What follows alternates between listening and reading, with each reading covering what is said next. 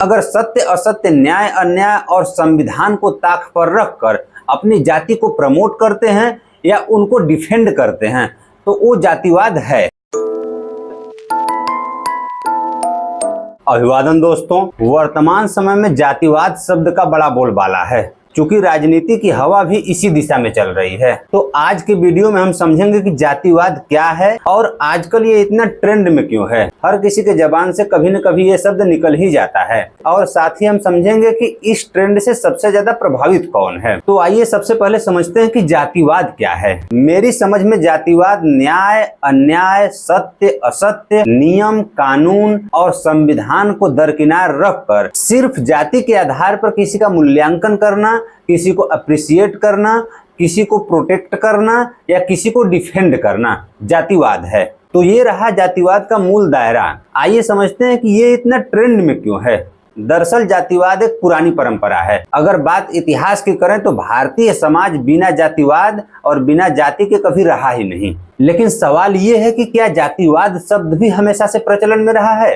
तो नहीं, जातिवाद शब्द हमेशा से प्रचलन में नहीं रहा है। ये आधुनिक युग में प्रचलित हुआ है। क्यों हुआ है इसको समझते हैं। भारत में जातिवाद हजारों साल की परंपरा है। कर्म के आधार पर वर्ण व्यवस्था का बंटवारा हुआ है, ऐसा बोल बोलकर सवर्णों ने इसका फायदा भी खूब उठाया। अफसोस ये कि पिछड़े और दलित इस माया की गणित से परे रहे। लेकिन इतिहास बदला। ब्रिटिश काल में सामाजिक सुधार का दौर चला जिसमें ज्योतिबा फूले, बाबा साहब भीमराव अंबेडकर जैसे व्यक्तित्वों का उभार हुआ। आजादी के बाद माननीय कांशीराम और लोहिया की पाठशाला से निकले लालू और मुलायम जैसे सामाजिक न्याय की लड़ाई लड़ने वाले व्यक्तित्वों का उभार हुआ, जिससे भेदभावपूर्ण सामाजिक संरचना को चुनौती मिला। पिछड़े और दलितों ने अपने हक के लिए आवाज उठाना शुरू किया, अपने समुदायों को लामबंद किया, अपनी यूनिटी को मजबूत किया, जिससे उनके आवाज को बल मिला। परिणाम ये कि पिछड़े दलितों और आदिवासियों की आवाजें बुलंद हुई और वे मुख्य धारा से जुड़ने लगे। यहीं से एक टर्म डिराइव हुआ जातिवाद। हजारों साल से सवर्णों ने जाति के नाम पर मलाई खाई, लेकिन जब बहुजन समाज को यह गणित समझ में आई और वे अपने हक के लिए आवाज उठाना शुरू किए तो यही सवर्ण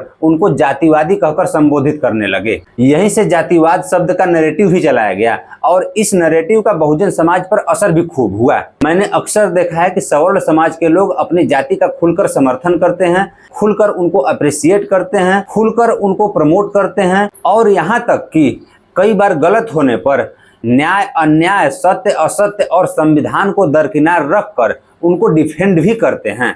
लेकिन उनको कोई जातिवादी नहीं कहता है। लेकिन यही यदि पिछड़े और दलित समुदाय से अपने हक के लिए भी कोई आवाज उठाए, अपने समुदाय की आवाज बुलंद करे तो उनको इन्हीं सवर्णों द्वारा जातिवादी घोषित किया जाता है। यही कारण है कि मैंने पिछड़े और दलित समुदाय के तमाम लोगों को अपने हक के लिए आवाज उठाने में भी कतराते हुए देखा है। दरअसल वे लोग जातिवाद का ये जो नैरेटिव चलाया जा रहा है उसी का शिकार हैं। इसलिए मैं स्पष्ट तौर पे कहना चाहता हूं कि जातिवाद गलत है, लेकिन जातिवाद का ये जो नैरेटिव चलाया जा रहा है उसका शिकार होना शर्मनाक है। अंत में निष्कर्ष के तौर पर एक बार फिर से मैं कहना चाह रहा हूं कि चाहे ठाकुर हो, पंडित हो, यादव हो, मौर्य हो, पटेल हो, गुप्ता हो, चमार हो, चाहे कोई हो, अगर न्याय अन्याय, सत्य असत्य, नियम कानून और संविधान के दायरे में रहकर अपनी जाति का समर्थन करते हैं, उनको अप्रिशिएट करते हैं, प्रमोट करते हैं तो वो जातिवाद नहीं है।